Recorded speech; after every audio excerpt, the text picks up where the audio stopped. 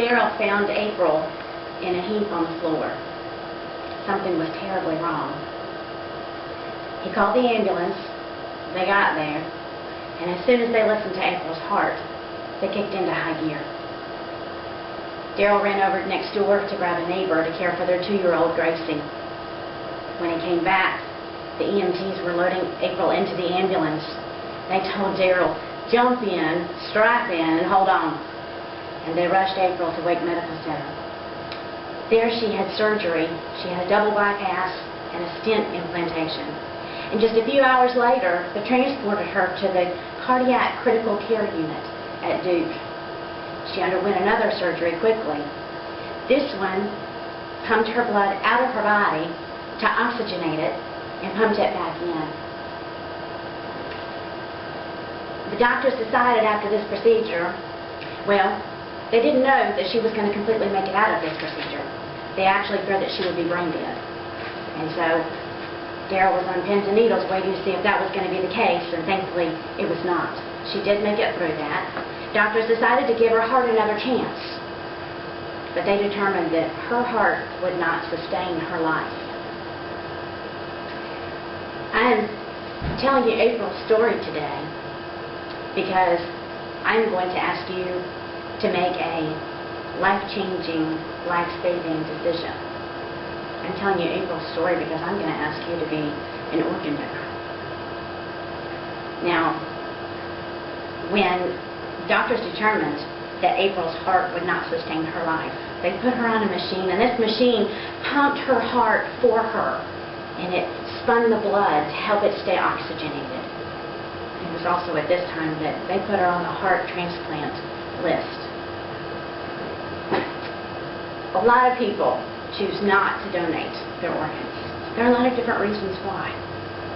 Some of you here, I know, have not made that decision yet. And it may be that you don't want your family to have added expenses when you die, and that's not going to be the case. If you donate your organs, the expenses are covered by the organization that receives the donation. And it may be that you don't want funeral arrangements to be interrupted. That won't necessarily happen. Most of the time, organ donation can be done and the services can go on as planned, even with an open casket. Now, it may be that you think that you're too old, too young, not in good enough health. Well, most likely you are. And most likely you have organs that can be donated.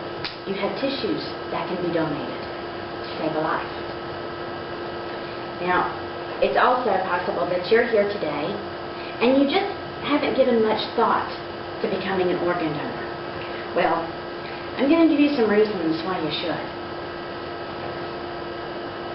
According to the U.S. Procurement and Transplant Network of the U.S. Department of Health and Human Services, last year there were 14,631 organ donors. Now, at the same time, last year there were 54,865 patients added to a transplant list. There's a big difference in those numbers. As of just last week, there were 115,459 people waiting for a transplant. And as of last week, so far, there's only been 1,139 donors available. Now, here are some other facts, and these were provided by the United Network for Organ Sharing. Last year, there were more than 18,000 people who began new lives thanks to organ transplants. One donor can save or enhance the lives of up to 50 people. There are an average of 78 transplants done every day in the United States. And there's an average of 18 patients who die every day because they're waiting for a transplant, for the right transplant. Now, it may be that you're here and you have already made that commitment to donate your organs when you die. Does your family know? Do your loved ones know that that's a decision that you've made? It is imperative that you let somebody know. Because when we lose someone we love, it's like we go into an emotional earthquake that's tearing our life apart. When a doctor approaches a family member, we don't really want them to feel like they're wanting to tear apart the body of their spouse or parent or child. We want them to be more comfortable in making that decision. We want to tell them why you want to do this. Because you want to save a life. Because you want to make a difference. April was 34 years old. She had a beautiful 2-year-old daughter and a husband who loved her dearly. April never smoked, never drank, never did drugs. And her heart burst with no warning.